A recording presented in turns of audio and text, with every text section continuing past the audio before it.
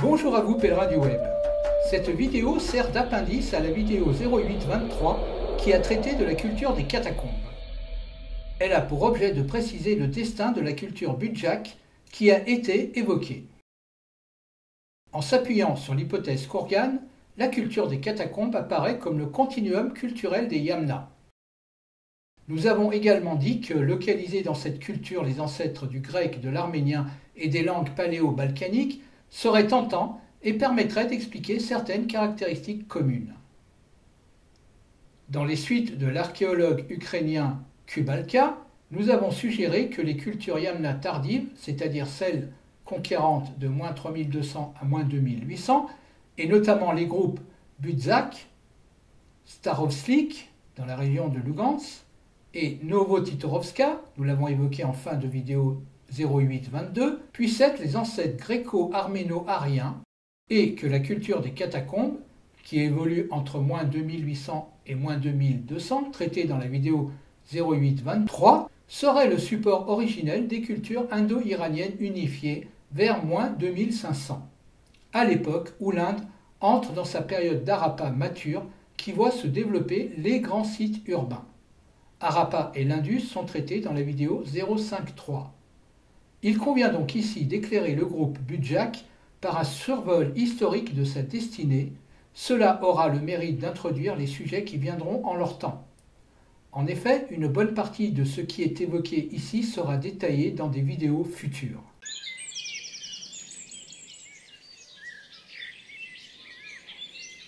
La culture budjak est considérée comme une composante importante de l'horizon Yamna, puisqu'il semblerait qu'on lui doive d'avoir donné naissance à la variante balkano-carpatique de la culture proto-indo-européenne Yamna. Dès moins 3600, de petits groupes d'individus venant d'Europe du Nord viennent investir plusieurs régions d'Europe du Sud-Est où ils montent de petits villages.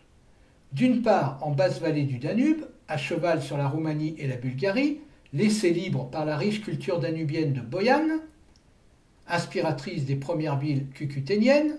Boyan a été traité dans la vidéo 0811. D'autre part dans les Balkans, laissés vides par la culture de Vinça. Vinça a été traité dans la vidéo 083.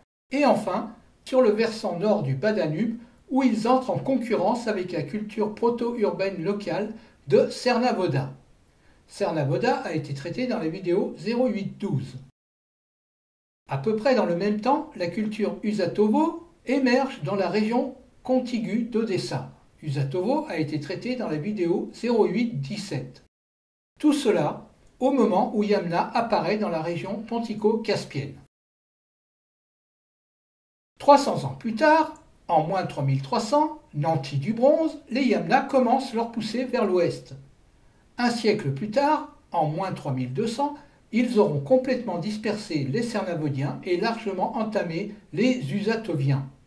Les Cernavodiens se réfugient vers le sud, dans la péninsule balkanique, et entrent en contact avec les indigènes Pélages. Les petits groupes européens du Nord, ayant des affinités avec la culture indo-européenne de Yamna, profitent de cette situation et descendent vers le littoral pontique où ils prospèrent sur les terres de Budjak, anciennement cernavodienne. D'autant plus que de nouveaux contingents arrivent que l'on peut rattacher au premier cordé, sans pour autant éliminer l'hypothèse que ces petits groupes cordés, qui, se mélangeant aux Yamna tentés par un retour à la sédentarisation, soient les ancêtres des Budjak. En moins 3000, la messe est dite dans la région. Le passage des Yamna l'a complètement chamboulé. Certains individus Yamna décident de s'installer aux côtés des arrivants cordés du Nord, tandis que d'autres continuent leur conquête de l'Ouest. Voir la vidéo 0816 pour les détails sur Yamna. La culture de Budjak est maintenant bien individualisée en lieu et place de la culture d'Usatovo qui a fait désertion sous la pression conquérante de Yamna. Usatovo disparaît en effet de sa localisation d'origine d'Odessa et reflue vers la Thrace, et plus loin encore vers l'Anatolie, où elle contribue à la formation de la langue louvite et de la fondation de Troie-1. Troie est alors un petit village d'une centaine de mètres de diamètre, juché sur des terrasses surplombant la côte égéenne. Le village de Troie est entouré d'une muraille en pierre d'environ 2,5 mètres d'épaisseur qui fait l'objet d'un entretien régulier. La muraille est percée d'une porte flanquée et 4 tours carrées sont érigées aux 4 coins. À l'abri de la muraille, les maisons sont construites en briques d'argile sur une base en pierre.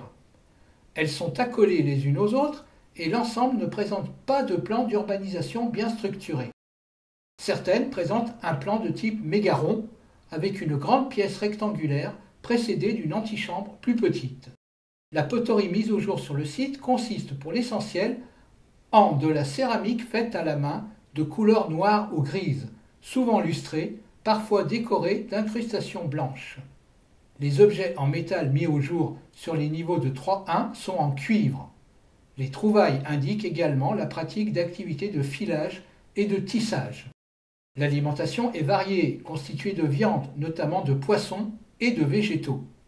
3-1 fait alors partie intégrante d'une culture archéologique s'étendant sur le nord-ouest de l'Anatolie et sur les îles voisines de l'Égée, Lemnos, Lesbos. 3-1 évolue pendant plus de 4 siècles et sera détruite par le feu en moins 2550. Notons que 3-1 ne connaît pas le bronze, ceci explique peut-être cela. Moins 3000, c'est le temps où la civilisation minoenne émerge en Crète. Les échanges commerciaux intermaritimes sont intenses avec Chypre et l'Anatolie. En Transcaucasie, la culture Kouro-Arax se développe tranquillement. Voir les vidéos 0819A et B. Dans la région asiatique de l'Altaï, les cavaliers mercenaires de la culture Afanasievo, qui se développent de moins 3300 et moins 2200, exercent leur activité sur la route de la soie. Ils commencent à lorgner les riches civilisations indo-iraniennes via la Bactriane.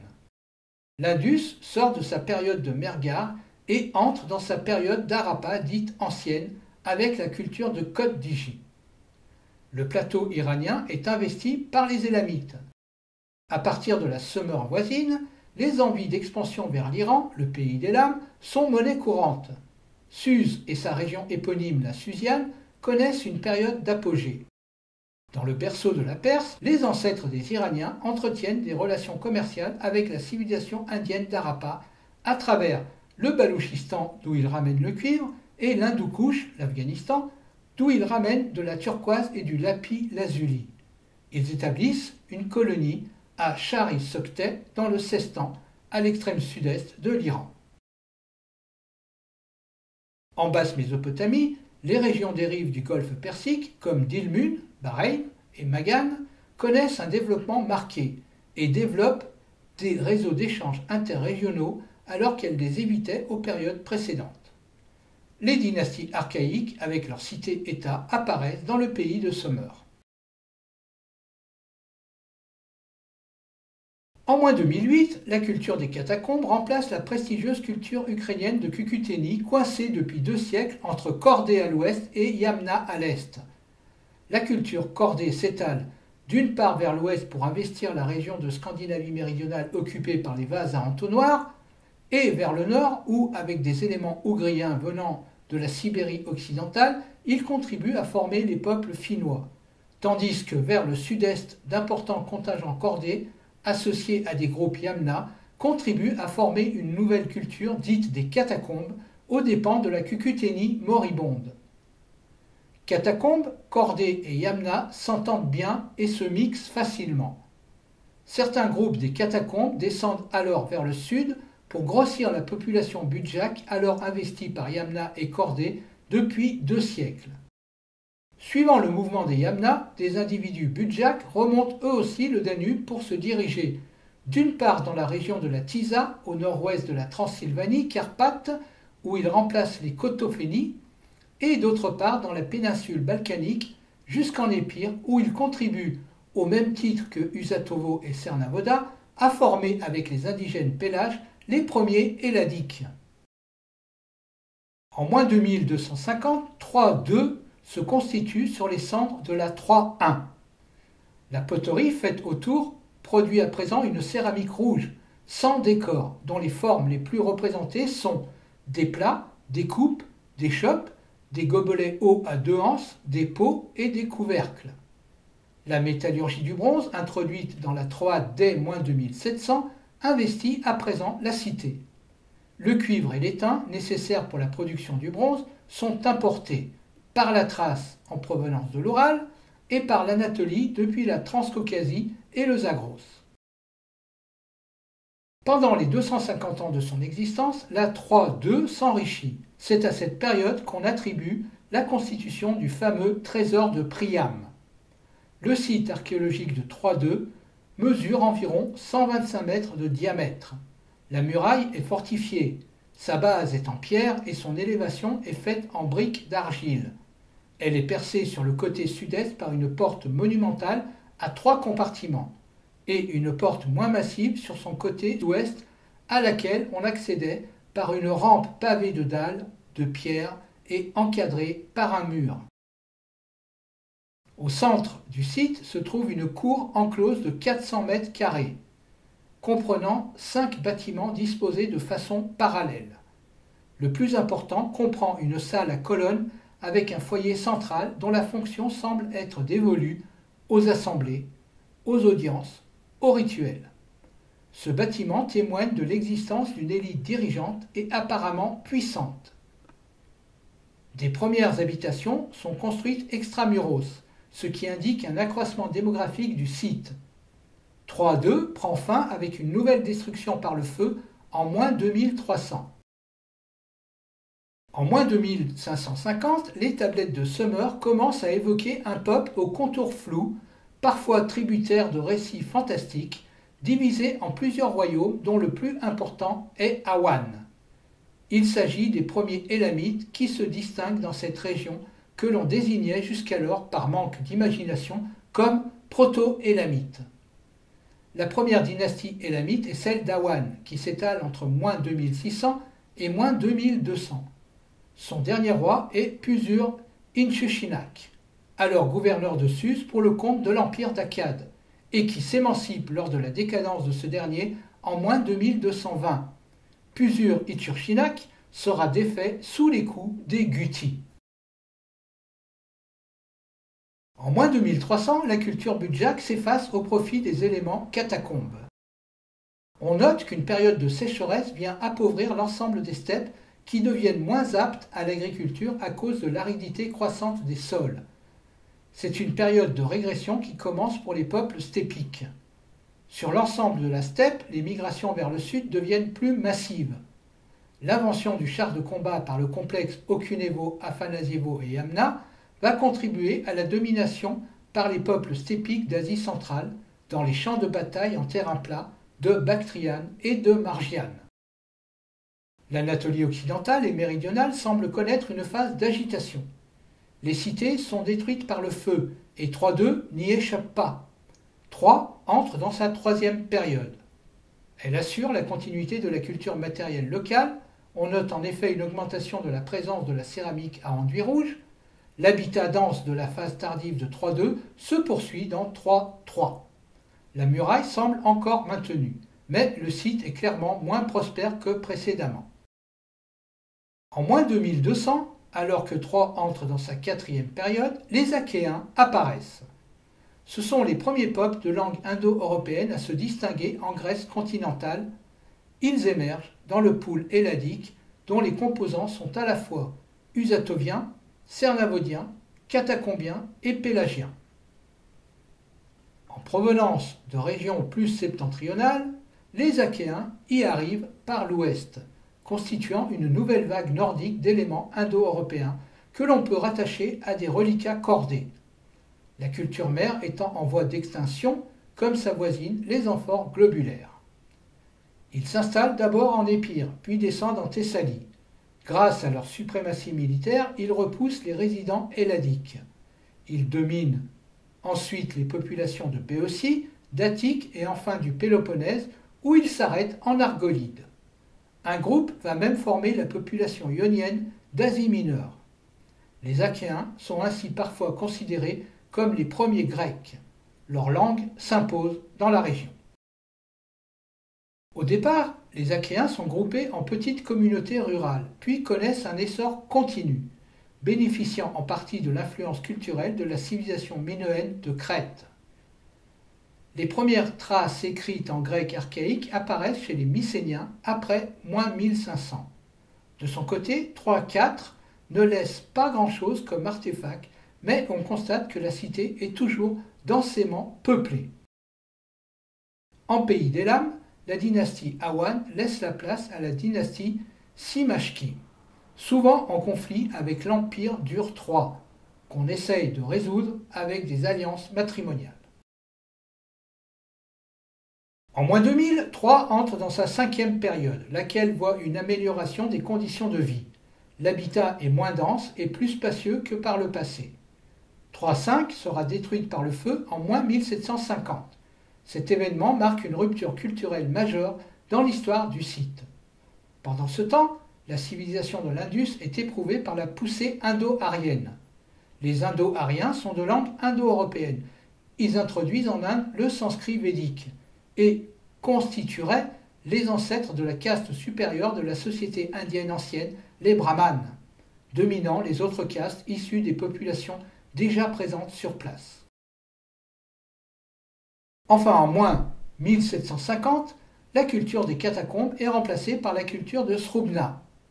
Troie entame sa 6e période, celle de son apogée. Une ville basse apparaît hors citadelle. Ses murs s'effondrent en fin de période en -1300. À partir de la Bactrio-Margiane, les Indo-Européens se répandent.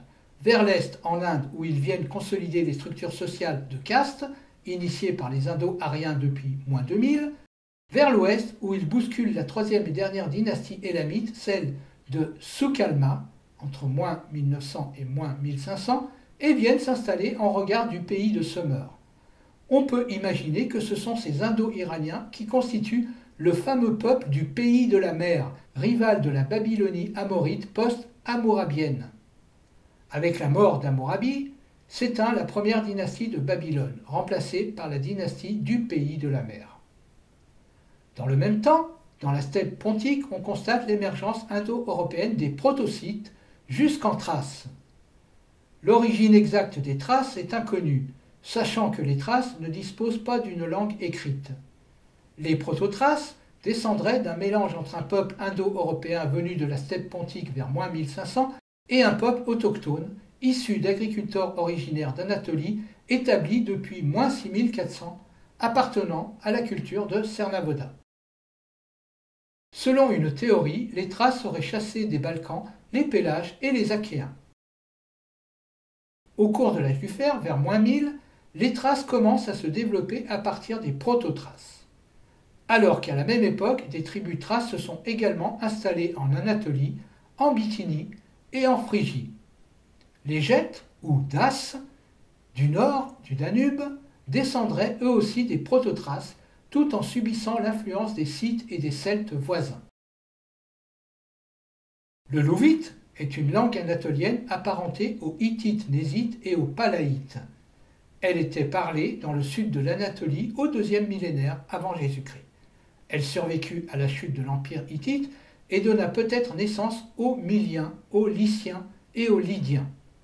Contrairement aux Hittites, Nésites et aux Palaïtes, elle n'a pas été fortement influencée par le hatti. Le louvite est potentiellement la langue de la Troie historique.